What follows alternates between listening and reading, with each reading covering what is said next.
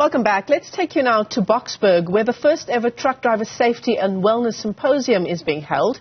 The event is being held under the theme, Your Wellness is Our Concern. Newzroom Afrika's Nqobile Madlala is following that story, and she joins us now live. Nqobile, I see it's quite a packed auditorium. Is that what it's called? There behind you. Who are the people who are in attendance this Thursday?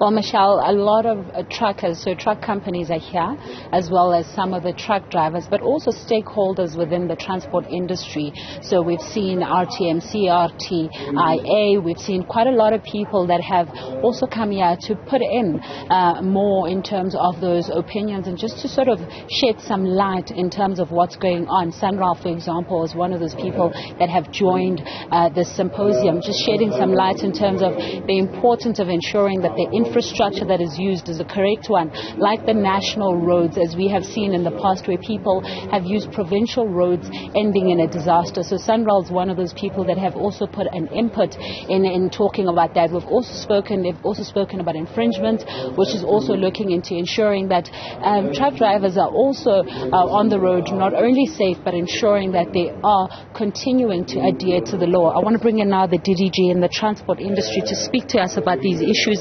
And you've got quite a full auditorium, really, and it means they've all come out, and we know that this is going to take 2 days.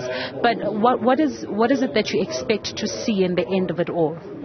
Right, thank you.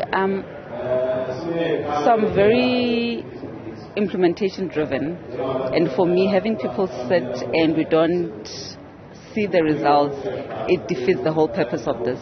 So I want people to walk out and realize that government is doing something to address the challenges that they have raised, but equally the challenges that we also have seen through the exercise that we've done on the truck stop facilities, but also to encourage them for safe driving, to reduce carnages and unnecessary loss of lives, because that kills the economy.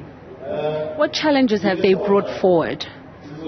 So upon us doing the exercise, what we realize is that the truck stops are not at the adequate facilities. So you'll find that the ablution facilities are not correct. Even the food that they get exposed to is not correct, which leads to other ailments that can develop. So now we realize that we need to address those, and a lot of the truck stops were designed for males, but now we need to take into cognizance that women are also coming into the sector.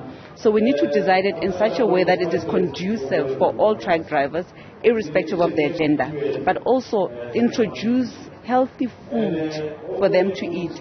Equally so, to enable them to be able to attain their chronic medication anywhere they want, because some of them are out of the provinces and driving across the border for more than 20 days, which then means that if you did not get your supply, you will need to come back. And some are on hypertension tablets and so forth. So we want every facility to have the commonalities and have it on site for them, so that if they stop here, they can easily access whatever they require. And when we talk about the trucking industry, we've seen quite a lot of incidents where we've seen trucks being torched. We've seen the fights that has gone on into the trucking industry. Are you making inroads in ensuring that that does not affect the drivers? You know, we have control over certain things, and some things you can try so much. But I know that from our side, we've even structured a committee that looks at such things. And this is for us to avoid the torching and so forth. So we've been doing a lot to ensure that, like I mentioned, every challenge that they encounter, we try to meet it up. I think also speaking about the safety aspect as well, what I also have realized, and we have realized as a department and as a collective, is that some of the accidents are as a result of the human factors. It's because people are sitting behind the wheel longer hours than they're supposed to. But also the road infrastructure sometimes is not even conducive. If you find there's potholes and there's a lot of bumps, you can imagine what it does to your body as well. And it leads to fatigue. And that's why people get tired, which then results in fatalities. So some of the issues, as you've heard, the discussions, is on the on the fixing of the road infrastructure, but equally so and most importantly is to get our rail system back in sync so that there could be a proper split between road and rail. Currently we have 87% of freight currently being moved by road and 13% being moved by rail. And some of the commodities that are rail friendly are currently being moved by the road sector, and we need to then be able to fix that so that every commodity and every mode of transport moves that which is designated to move. And I mean, we've seen issues like Boksburg explosion where truck drivers have used provincial roads instead of the national roads. Is this part of the conversation here? It is part of the conversation. So there is something called the National Operator Registration System that we want to bring into the front, and that mainly deals with regulating certain aspects of the sector.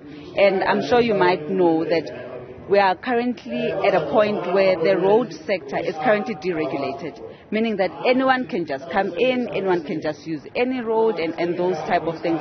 So we want to bring a bit of order, right, and be able then to say these are the roads that are designated for this thing. You can only operate on certain hours. So we are looking at such things, but again, we don't want it to be something that we write on paper and we shelve it, but we want to write it, speak about it, get the buy-in, because I believe that whatever you plan alone can never be won. I can never force something into someone. But if you plan for it collectively and you have a buy-in, I believe we can be able to come up with an amicable solution. Thank you very much for speaking to us. Well, Department of Transport just highlighting exactly what they are discussing. But I think the key words there, Michelle, is that it's a collective effort. And that's why they have a symposium like this where they bring in everybody to be able to have an opinion, to have a suggestion going forward. Yeah, well, certainly it seems like what's being said at the symposium is being well received with that applause. But yeah, certainly a number of issues facing the trucking industry in particular. Be interesting to see how what's being discussed there today will be implemented in the coming weeks and months. Nqobile, Madlala, thanks very much indeed.